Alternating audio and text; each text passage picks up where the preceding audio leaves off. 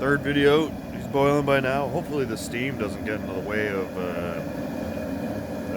displaying this, whatever it is. I think it might actually. And I'll try it. So, same thing, it's boiling again. You gotta watch the first two. You start spinning it.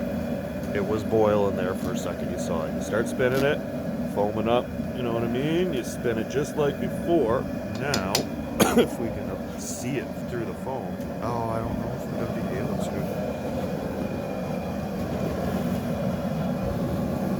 Okay. Okay, you can kind of see it. See how it's spinning, and then the heat from the bottom. See how it's gurgling in the middle, and it's spitting stuff out. How it wasn't doing that before, and the only difference is the applied heat. You know what I mean? So now you can kind of see that, and it does the same thing, but it's kind of cyclical. You know, it's like now. Okay,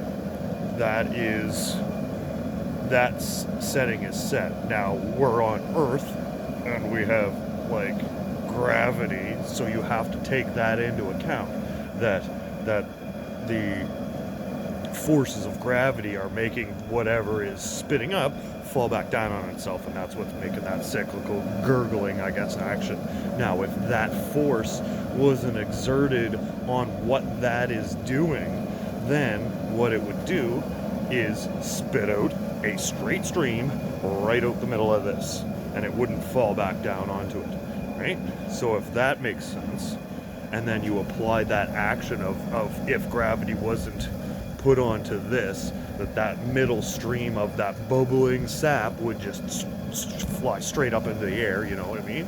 And then it wouldn't gurgle, so it would make a straight stream, you know what I mean? So with that, look at a black hole again. So you see the spinning action, it's not really doing it now, but you see the spinning action, and then it's shooting straight up, or straight out from this plane, right? And this plane is the pot.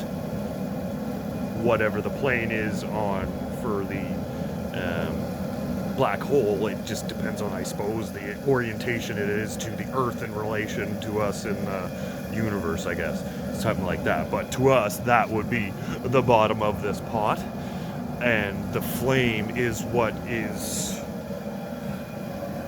the heat source, I want to call it that, or I guess, that perpetuates a black hole.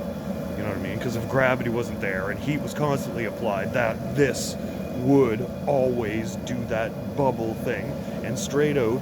And if that bubble thing wasn't there, it would keep spinning, because that collapse of that bubble stops the vortex action, right? If that collapse wasn't there, then that vortex would be almost like a perpetual motion machine.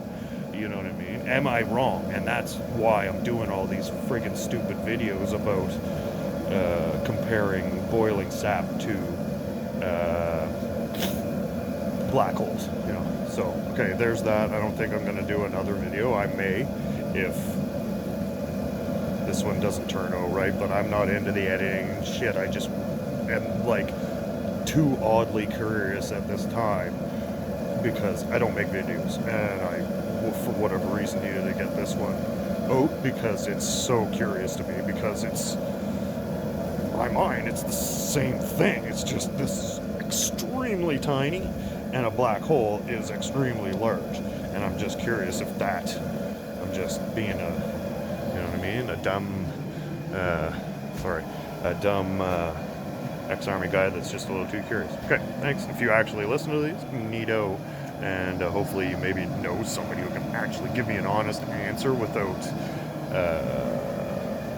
like trolling and bullshit and stuff. Okay, cool.